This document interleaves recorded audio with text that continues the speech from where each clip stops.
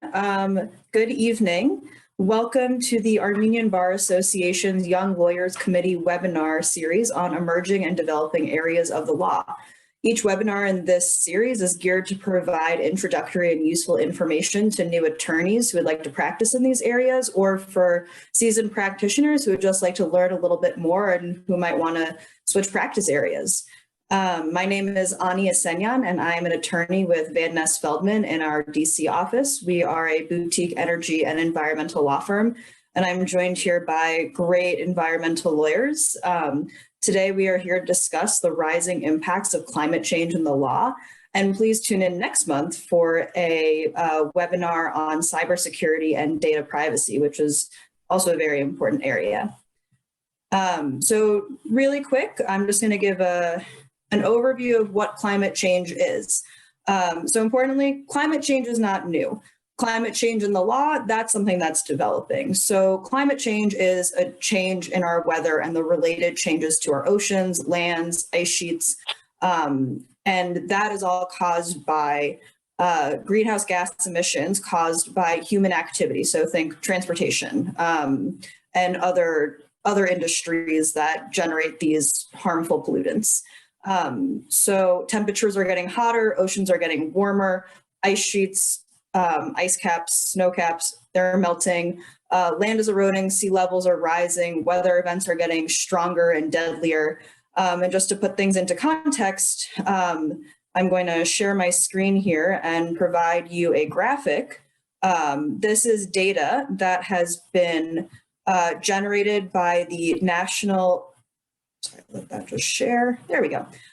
This is data put together by the National Oceanic and Atmospheric Administration. They have been calculating normal temperatures. So they do it in 30-year increments. So you'll see from 1901 to 1930, where this was the average temperature as indicated below. And the new normal for the last 30 years period, 1991 to 2020, was just calculated last month. As you can see, our average temperature has increased greatly. So there is a serious problem on hand.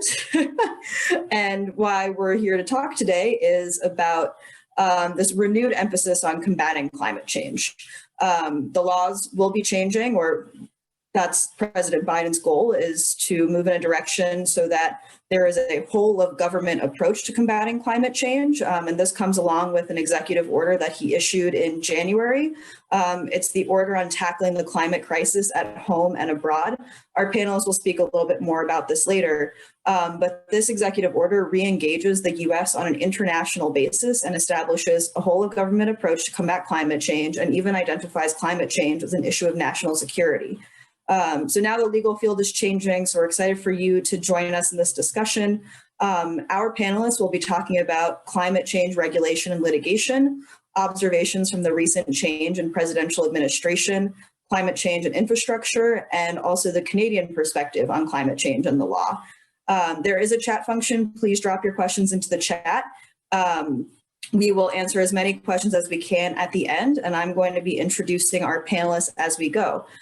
So first we have Juliya Grigoryan. She's going to be talking about climate change regulation and litigation. Juliya is an environmental and energy lawyer at Hogan Lovells in Washington, DC. She focuses on a variety of subject matter areas, including clean air, clean water, and nuclear energy. Prior to joining Hogan Lovells, she served as counsel at the House of Representatives Committee on Science, Space, and Technology, and was attorney advisor at the Environmental Protection Agency.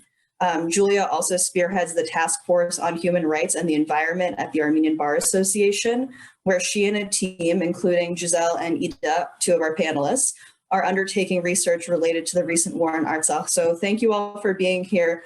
Thank you all for your work on this task force. Juliya, I will hand it over to you.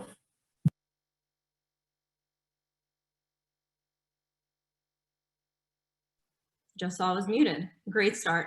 Thank you for the introduction, and I'm excited to be here with you all to talk about this really important issue, and also, you know, how it's impacting just the area of law in general. so I'm going to give a quick background on Biden's climate goals and then discuss a little bit about the technologies that could help achieve those climate goals, and then also hopefully touch on a little bit of climate litigation trends as long as I have the time. So Biden rejoined the Paris Agreement within the first week of his administration, which signaled to the entire world that the US is not just focusing on itself when it talks about climate change goals, but is also taking an approach outside of its borders. Obama had originally joined the Paris Agreement, and then the previous administration had taken the US out of that. So now that already signified a pretty great change, but I don't think anybody was necessarily surprised if they followed Biden's priorities during his campaign. And then recently in April, Biden actually hosted the Climate Summit, where he invited leaders from all around the globe to discuss climate change initiatives in their countries. And there he described his goal of having a 100% free electricity grid by 2035 and a 100% carbon-free economy by 2050. And these are ambitious goals, but the administration has already taken certain steps toward ensuring that we try and achieve these goals. And one of those, Ani mentioned, is taking a whole of government approach, which means that both domestic and foreign policy will be considered when looking at climate change, as well as having a White House office that makes sure that the climate initiatives are taken care of throughout, across all agencies. And one of the aspects that I wanted to bring up with the Biden administration, I think Shant is going to go into a little bit more detail on this, and that's environmental justice. Environmental justice is the concept that regardless of race, socioeconomic background, color, national origin, everybody should have a voice when it comes to environmental permitting and environmental projects that have a certain impact on the environment. Because, a lot of different communities have been disproportionately impacted by certain projects, and therefore this is something that the Biden administration is taking a closer look at. Now, this isn't a new topic.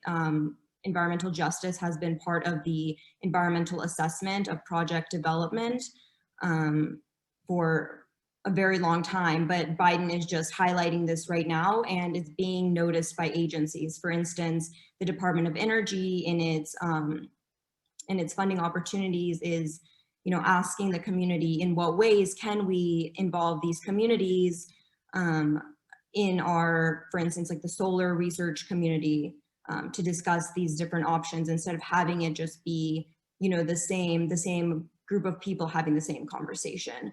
And so that's just one of the goals that the Biden administration is looking at. And so when we look at these ambitious goals from the administration, we ask, in what ways can the administration actually achieve these goals?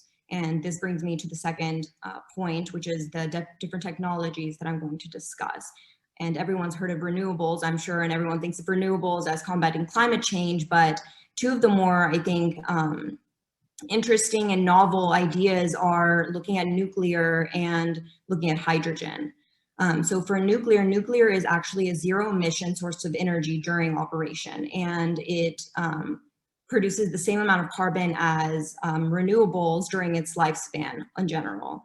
And it's generally considered more efficient than other clean energy sources because it can produce continuous energy and take up less land.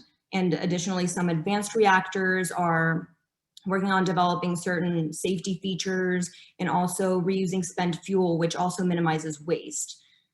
So nuclear energy takes about 20% of US power generation currently. And in 2019, it was estimated that nuclear actually avoided emissions equivalent to about 100 million cars. So that's pretty big.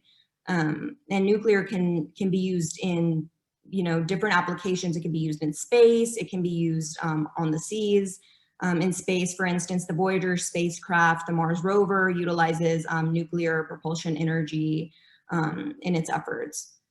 And one of the reasons that this is an emerging area is because as advanced nuclear technology is being developed, the current regulatory framework does not support it, and therefore it is currently being looked at to determine how can we change it so that it can support advanced nuclear technology that does have certain safety features and efficiency features that the traditional reactors, for instance, didn't.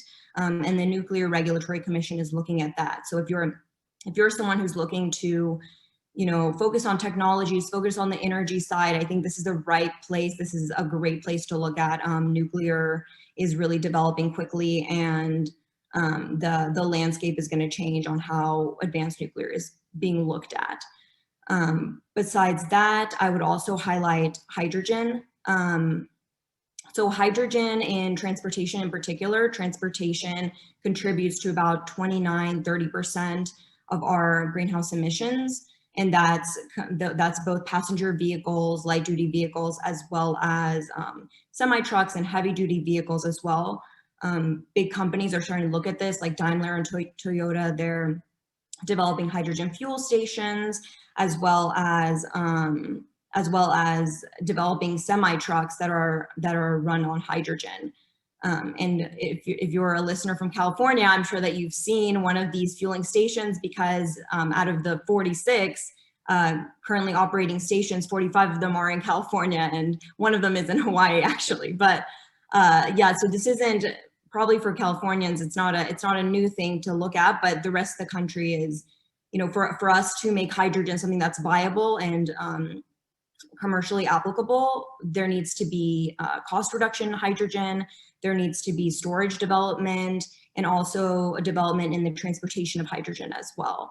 So currently the prices of hydrogen is about $16 as compared to about $2.30, $3 in gasoline. So that's definitely a space that there is room for growth.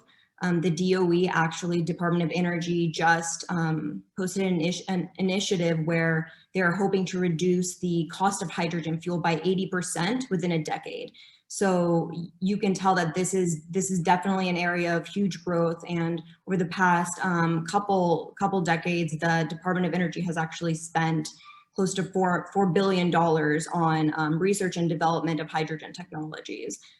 So that's a really great area for you too, if you're looking at technology. And so beyond technology, I wanted to just touch upon climate change litigation really quickly. I know I'm running out of time, but climate change litigation is on the rise, and it's expected to continue to rise as well. The UN actually just found that climate change cases have almost doubled over the past few years. And so this is something that we can expect to continue to see. And one of the, I think, more interesting cases that are arising are ones that are brought by children's plaintiffs. Those plaintiffs are, people who are bringing claims against the government. For instance, the Juliana case is a really notable one that I think a lot of you may have heard of. Plaintiffs in 2015 brought the ages 11 to 22 brought a case against the government, saying that the government's affirmative actions by allowing the fossil fuel industry to function the way that it has violated the generation's rights to life, liberty, and property. And that case was recently dismissed, but due to reasons of redressability and the court's question of whether or not the court is actually the right venue to address these questions, and not necessarily because of the underlying claims themselves.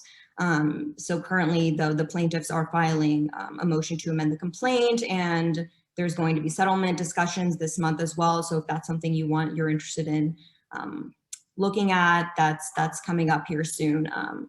And that concludes my presentation. Thank you all for listening. I know that I kind of sped through everything. There's just a lot to talk about on this topic, but if any of you have any questions and want to reach out to me afterward, just please don't hesitate to do so. Thank you, Julia. That was great. And we'll have time at the end for questions too. So next we have Ida Anbarian. She is a Washington, D.C. based attorney who is currently working on a contract basis with the U.S. Department of Justice's Environment and Natural Resources Department in their enforcement division. Ida has assisted in the litigation and prosecution of several cases enforcing environmental laws. She has worked on a number of cases involving litigation against major motor vehicle manufacturers for failing to comply with emission standards and regulations set by the Environmental Protection Agency under the Clean Air Act. She has also assisted in the litigation of cases under the Clean Water Act and is currently assisting in enforcing EPA's Superfund program and efforts to clean up contaminated lands and environmental emergencies. And Ida will be talking about observations from the recent change in the administration. So I'm going to turn it over to you. Thank you, Ani. Thank you so much for having me. I'm so happy I get to speak on this issue. I think it's an extremely important issue. And with the changes of administration and all the changes that are happening, I think it's a really good discussion to have.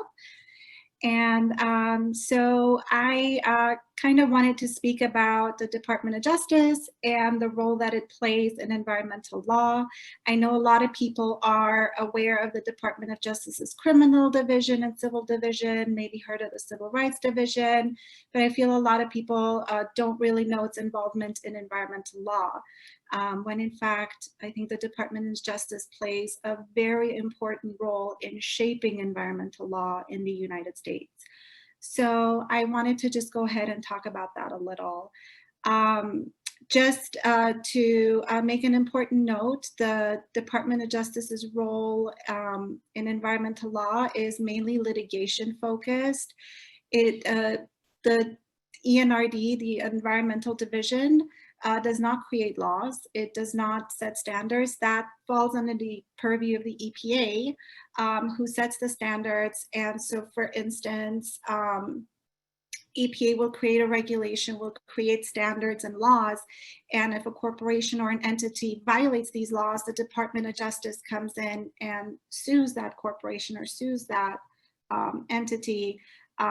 And in that way, through litigation, enforces those regulations. So the role of the Department of Justice is primarily enforcement of regulations set by regulatory agencies like the EPA or the Department of Interior.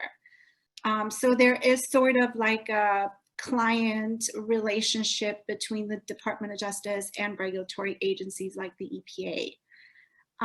If you look at ENRD right now, with all the cases that are in the department right now, most of them, like Julia said, even mentioned, most of them fall under an umbrella under the Clean Air Act and the Clean Water Act. However, there have been quite a lot of changes in the recent years and quite a lot of changes to be coming up. So that might change in the future. So I started with the department just a few months after Trump was elected. So we saw like a really huge change in the department. Basically, Trump rolled back many regulations under the Obama's Clean Air Act and many other really important environmental regulations, such as the Clean Power Plan. And nearly over 100 such regulations were rolled back under executive order, describing these regulations as job-destroying regulations. And so at that point, there was a huge, momentous pushback against enforcement in our department. And so it was pretty much the most significant pushback in the history of the Department of Justice, even more than the Bush era and the Reagan era.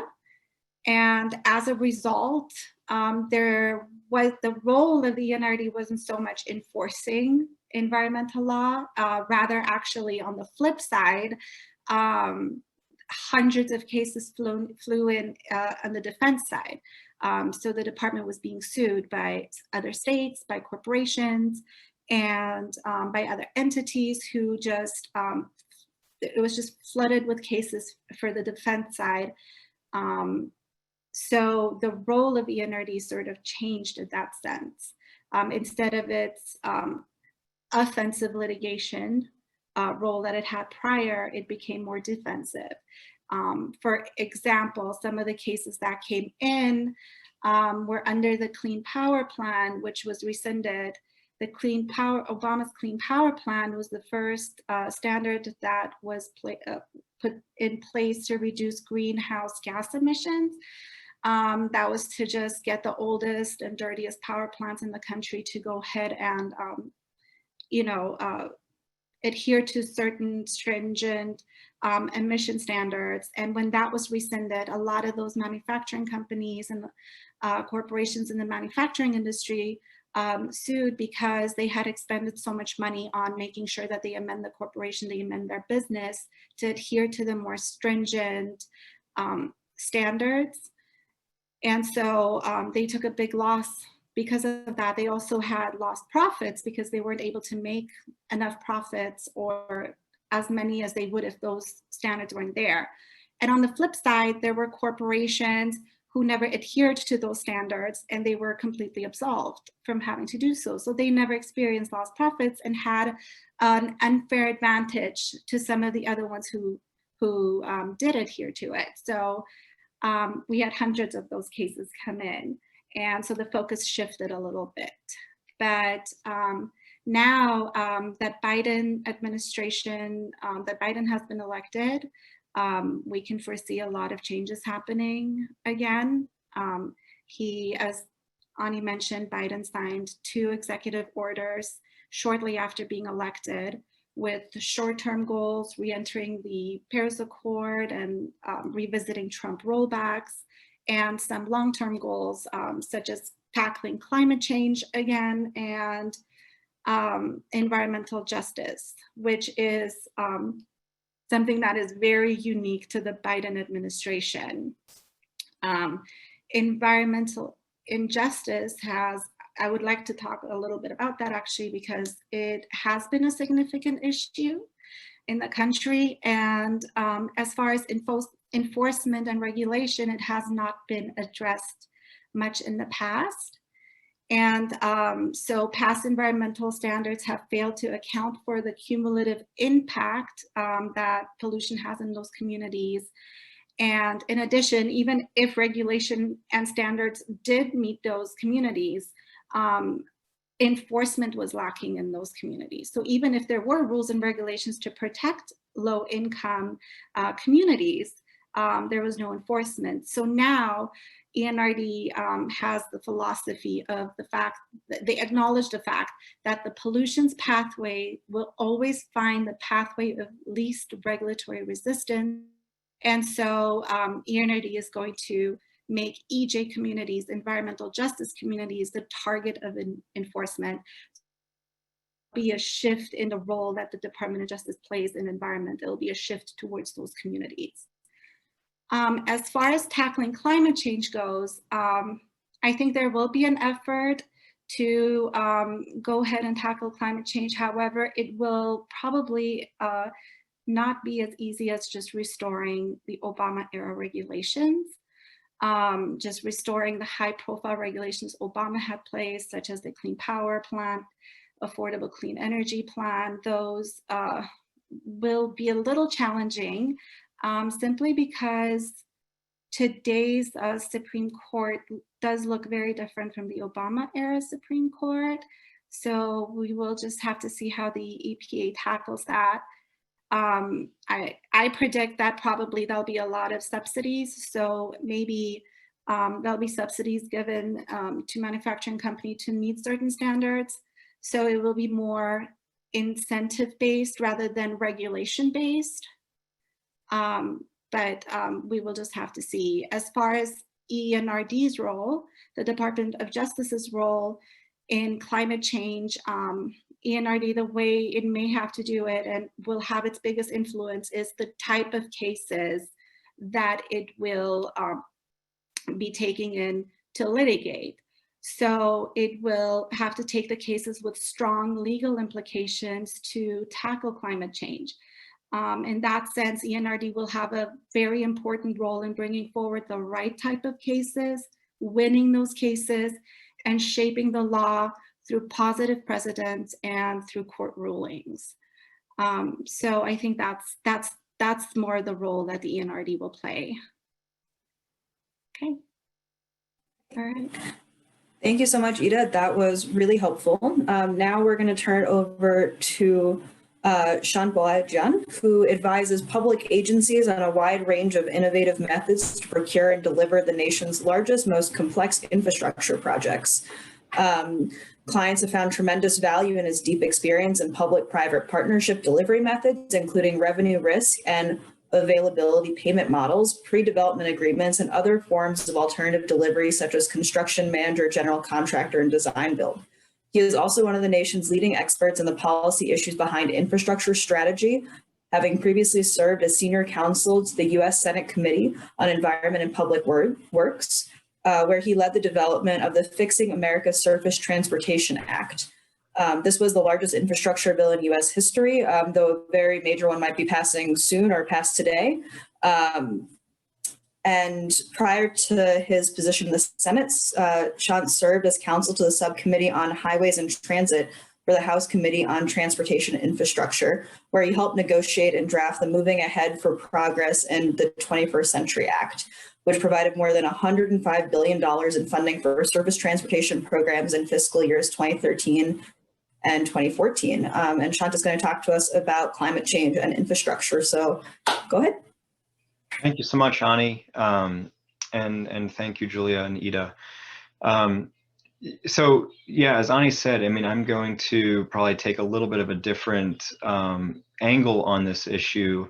I actually am not, an environmental law practitioner in the sense that I don't actually really work too much on the underlying environmental statutes themselves. But it's very, very relevant to the topic of infrastructure development. And it's becoming increasingly more important for legal practitioners in that area to understand the impact that climate change is having, not only in general, but also on the practice of law itself.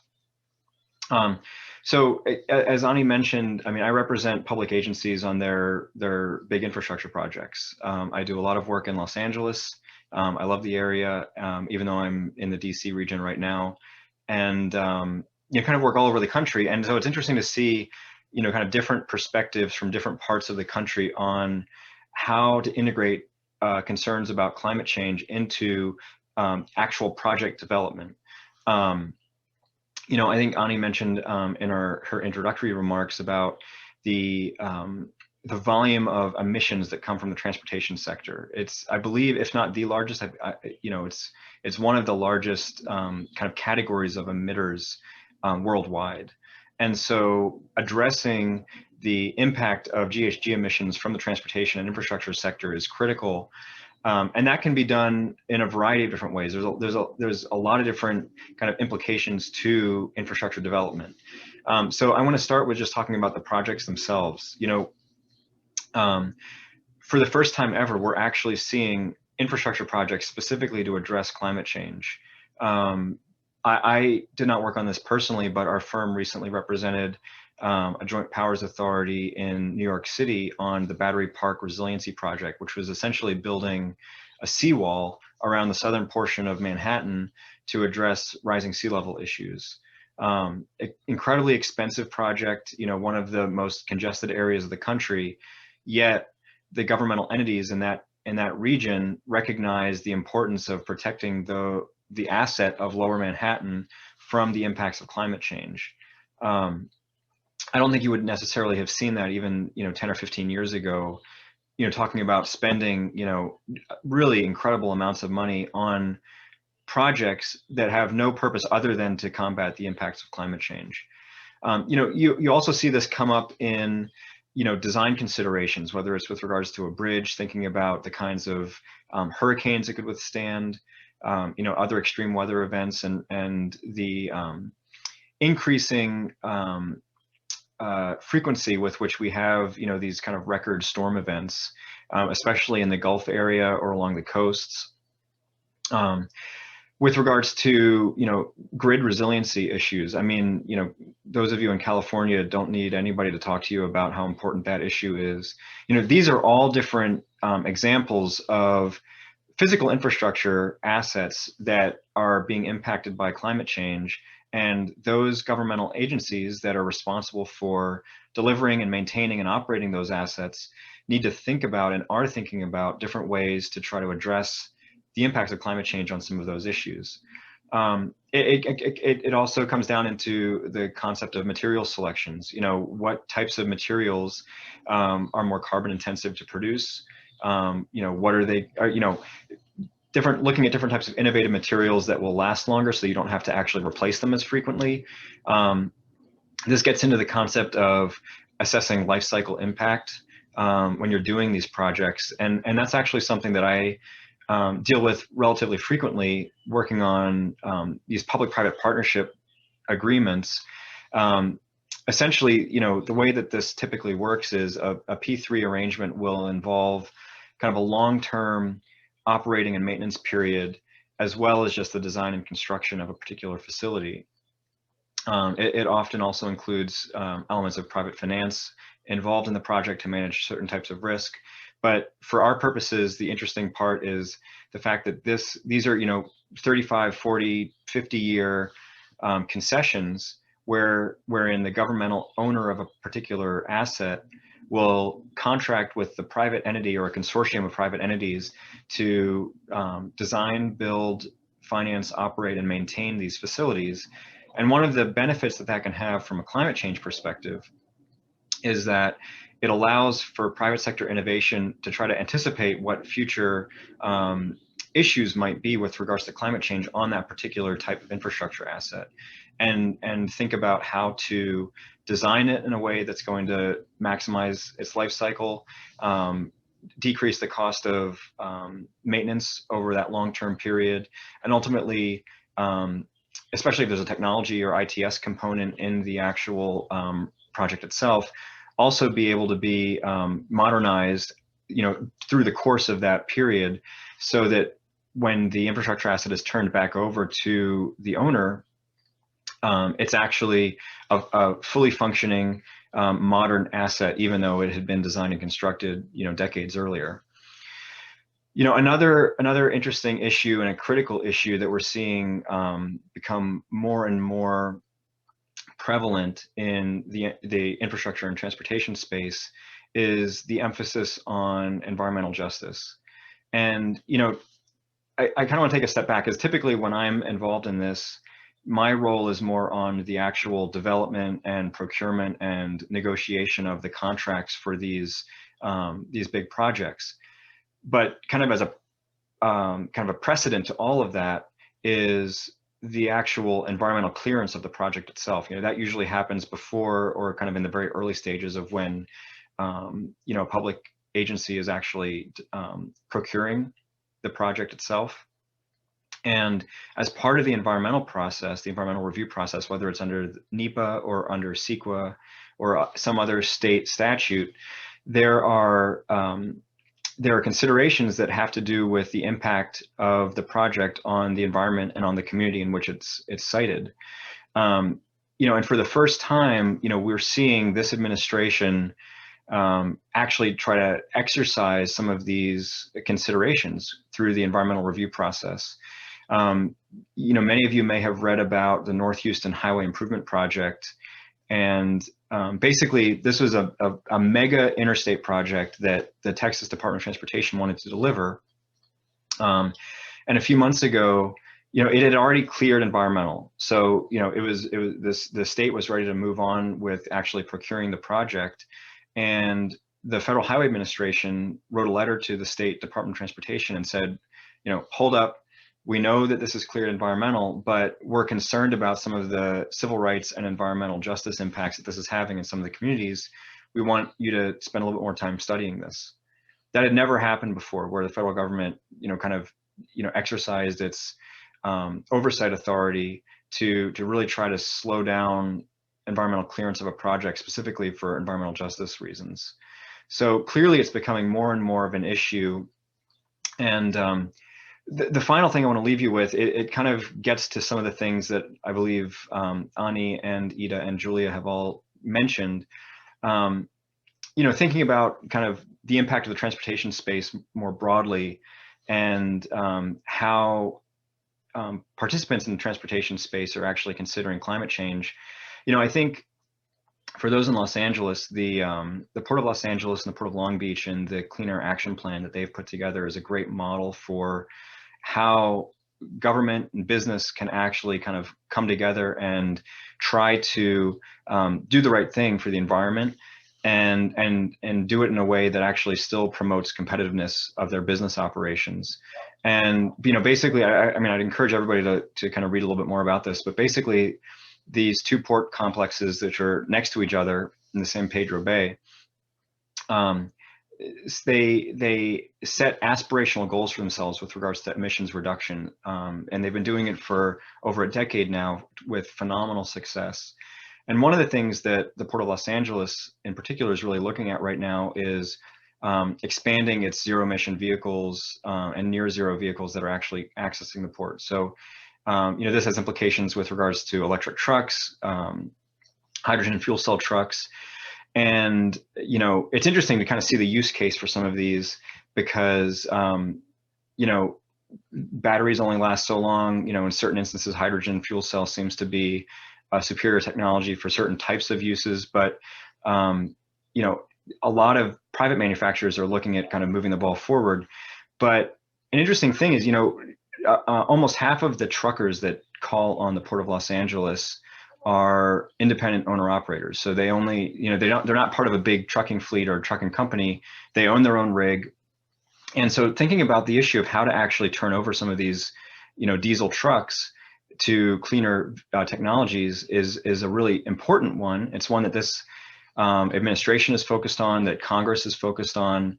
And the typical idea is, let's provide federal government grants or state government grants to actually pay for, these zero emissions vehicles. But one of the things that, people don't really think about, and I'm just bringing this up as an example of kind of the knock-on impacts that this can have on, with regards to climate change. A $200,000-$300,000 grant is going to have prohibitive income tax implications for some of these individuals.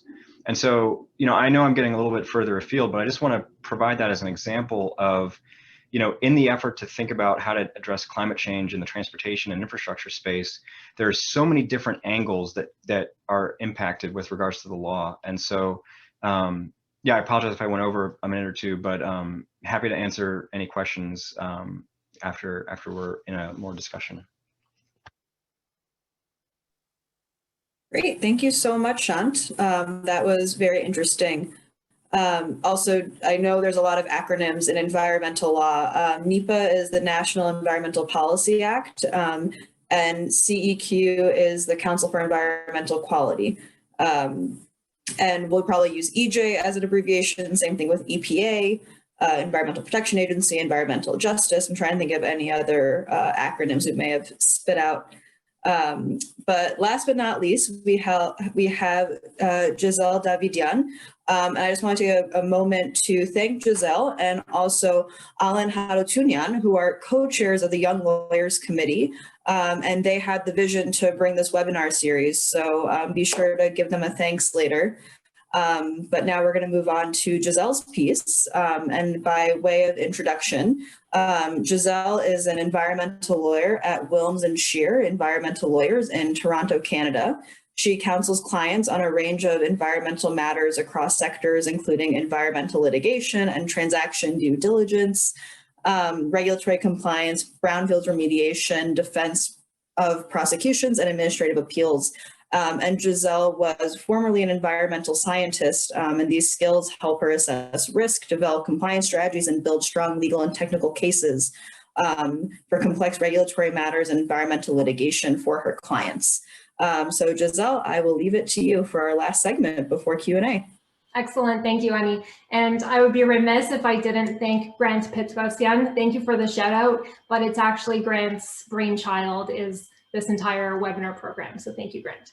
And thank you, everybody. The presentations have been fantastic so far. I'm going to, as Ani said, take a Canadian perspective and discuss various legal aspects in Canada pertaining to climate change. So to give you a brief overview of what I plan to cover in 10 minutes, it's a little bit ambitious, but I'm going to start off discussing climate change regulatory updates with specifically a monumental Supreme Court of Canada case.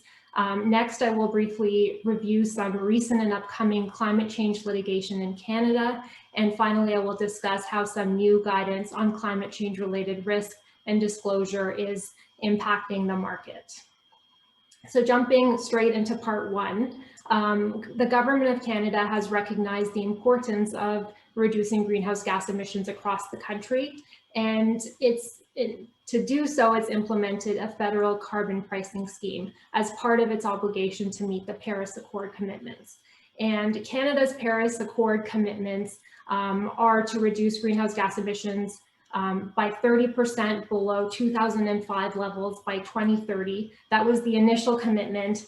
And then just this past December, they upped the ante and said 40 to 45% of 2005 levels by 2030. So the federal carbon pricing scheme is legislated under what's called the Greenhouse Gas Pollution Pricing Act. And I'm just going to refer to it as the Federal Act for the purposes of this talk. And this serves as a backstop to provinces and territories that do not have a carbon pricing scheme in effect. So essentially, this means that a province or territory can use its own carbon pricing scheme if the federal government approves it and deems it either equivalent or more stringent than the federal scheme. And conversely, if a province or territory does not have a system in place or has a less stringent system in place, then the federal scheme applies. So it's a federal hybrid model. This means there's a regulatory fuel charge component, which is applied to consumers at the pump, alongside an output-based pricing system, which applies to heavy industrial emitters. And the output-based system is designed to ensure that there's a price incentive for these emitters. They're, big industrial companies, and the incentive is to reduce their greenhouse gas emissions and spur innovation. Now, the governments of Alberta, Saskatchewan, and Ontario challenged the constitutionality of this federal act through their provincial courts, arguing that the act encroaches on provincial powers to legislate over natural resources. And it went through all the courts, and eventually it made it up to the Supreme Court of Canada. And this was a reference decision which considered all three provinces in all three cases, because the issue was essentially the same. On March 25th of this year, the Supreme Court of Canada released its decision, and it was a groundbreaking decision in many ways. And the decision upheld the constitutionality of the federal act, allowing the federal government to price carbon emissions in Canada. So I'll just give you a brief aside and give you a quick crash course in Canadian environmental law. So Canada's Constitution of 1867, not surprisingly, does not list the environment as a subject matter that's specifically assigned to either provincial government or federal government. So rather, one or more subject matters that the Constitution allocates to federal or parliament or provincial legislator can apply to a single environmental issue. So what's important is to break it down and characterize it, and then see what bucket it falls into, and sometimes it falls into both. So for example, the federal government, under what we call Section 91 powers, has jurisdiction over federally owned properties, fisheries, navigation and shipping, and then provincial government has jurisdiction over things like property and civil rights, municipal institutions, and so on. So accordingly, which level of government has jurisdiction to regulate will vary. And sometimes, as I said, can be both.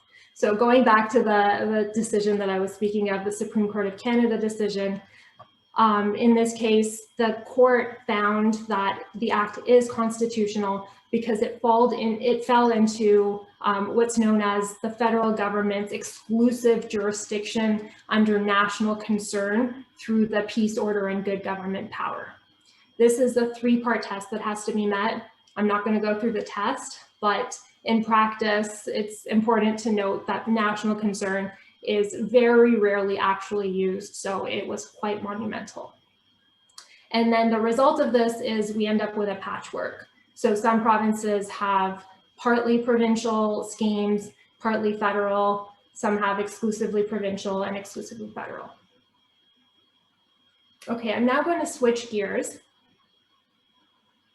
Julia discussed the Juliana case a little bit, and all the speakers have touched on environmental justice. Canada has had a few cases brought by special groups, including youth as well as Indigenous groups. So one interesting case is the Mather in Ontario. In this case, there were 7 youth, and they're suing the Ontario government, arguing that weak climate targets violate their charter rights under life, liberty, and security of the person. So it's a Section 7. And in April 2020, the Ontario government filed a motion to strike the case.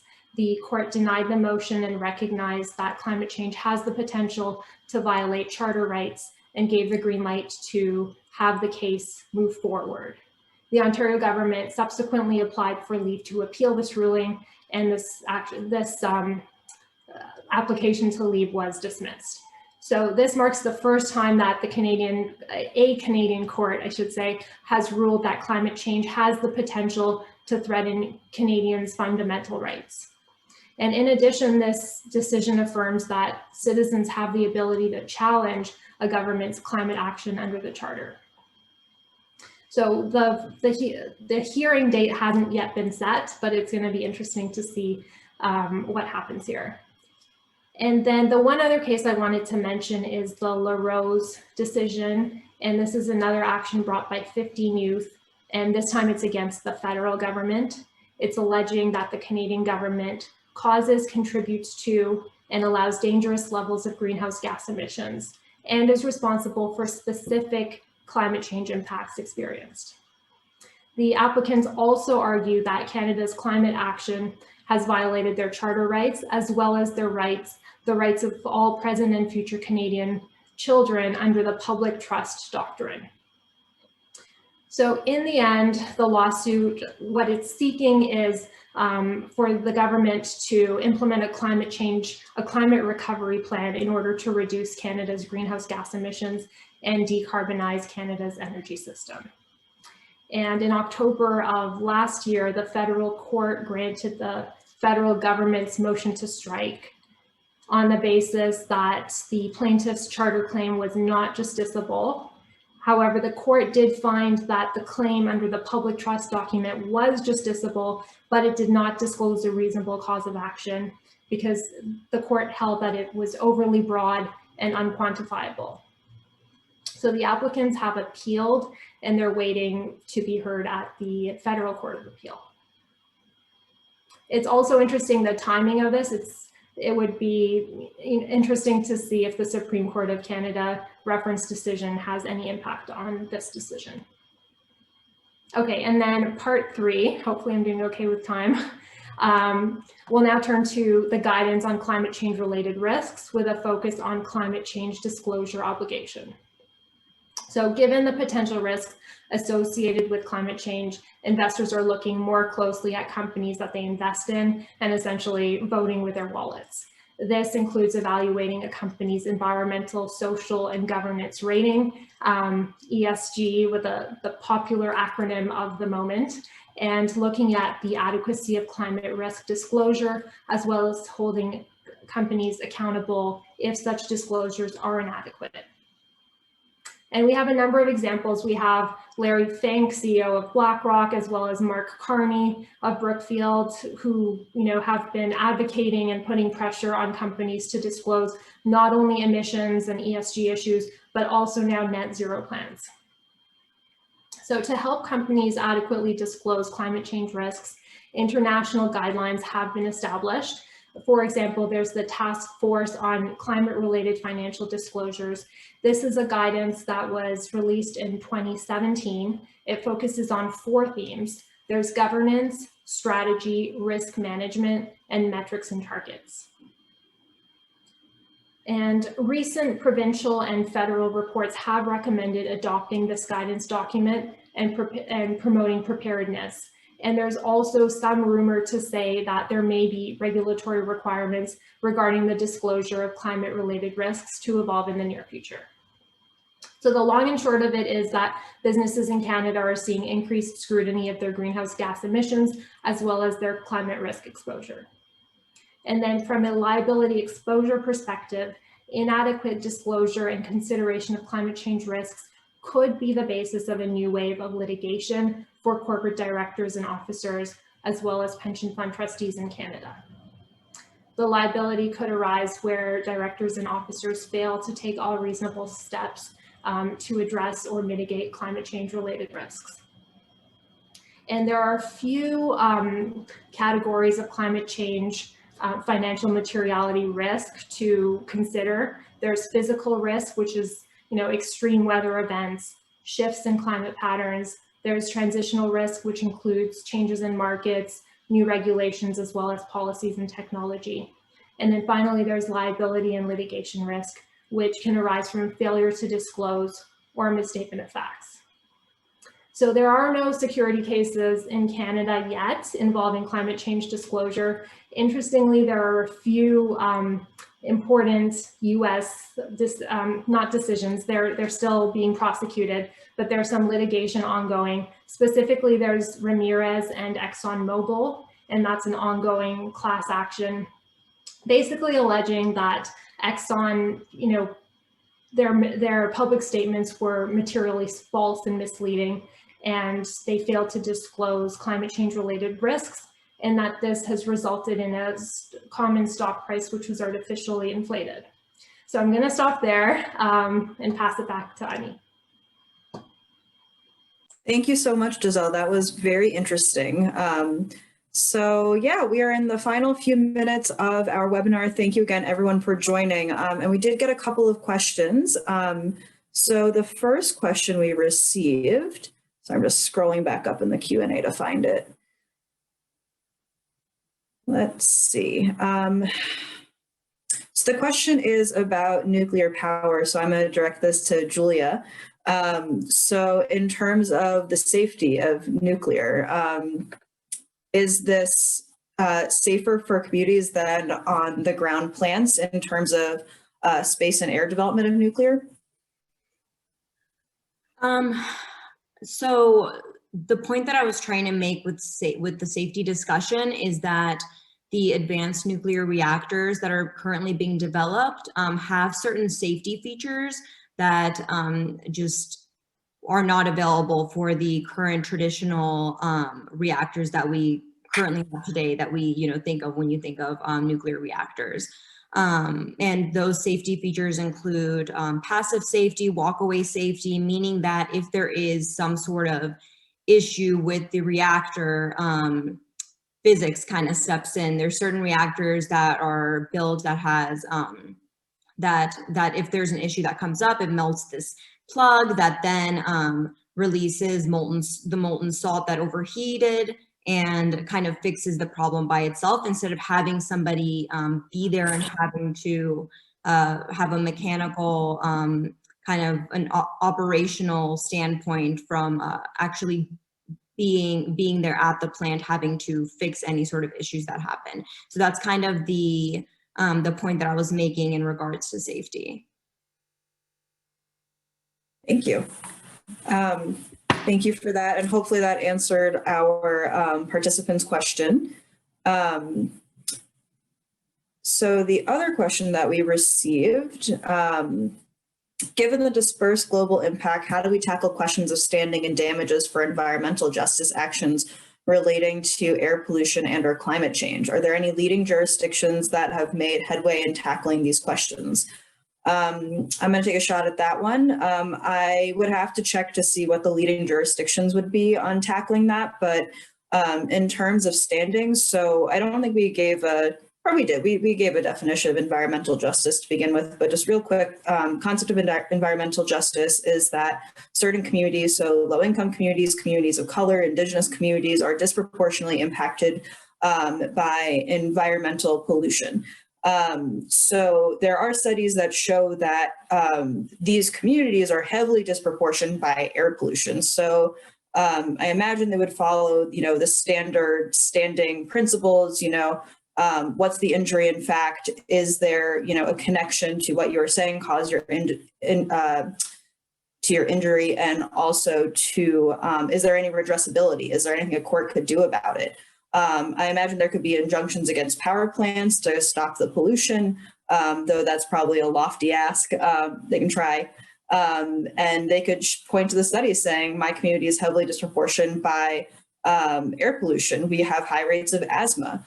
And this would probably function under Civil Rights Act Section 6. So we'd be happy to talk about that offline. I can do a little bit more digging on that, but that is my initial thought. Does anyone else? Yeah, I think I tend to agree. I think as far as what we haven't really seen any of those cases yet, it's very new, but I'm assuming it would be under, the standard statutory citizen suits provisions.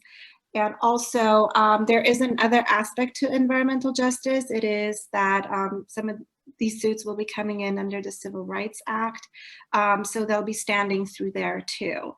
And hopefully that answered some of the questions. Thank you, Ani. Sure, thank you. We have one more question from the audience and we have 2 more minutes.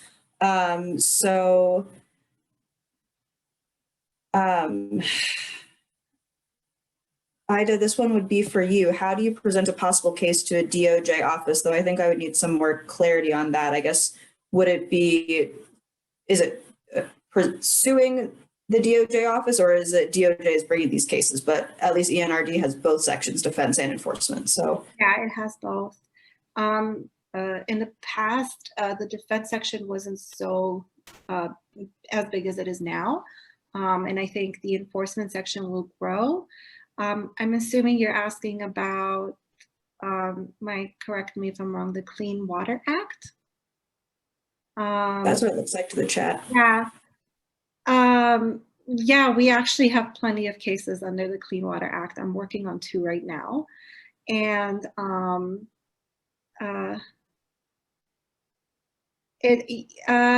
yeah, it would be against any entity, including states, that violate the Clean Water Act, but most of them are against corporations. Yeah, I think aside from the Clean Air Act, the Clean Water Act is an umbrella that holds a lot of cases under it. How do you present possible case to a DOJ office? I actually don't know that question. I just work on the cases as they come. I don't know. I think a lot of them are through the EPA because the EPA is our client. The Department of Interior is our client. So a lot of these cases under the Clean Water Act we are asked by those departments to pursue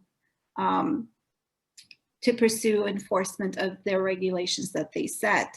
So I think that's how it goes. I hope I answered that.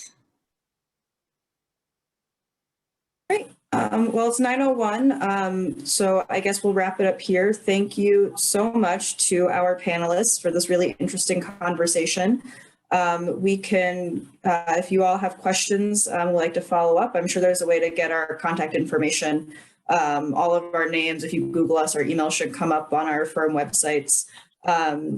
And yeah, it's a great field, super interesting.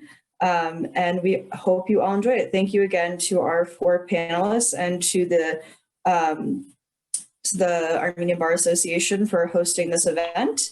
And yes, tune in next month for a webinar. It won't be with us, it will be on cybersecurity experts.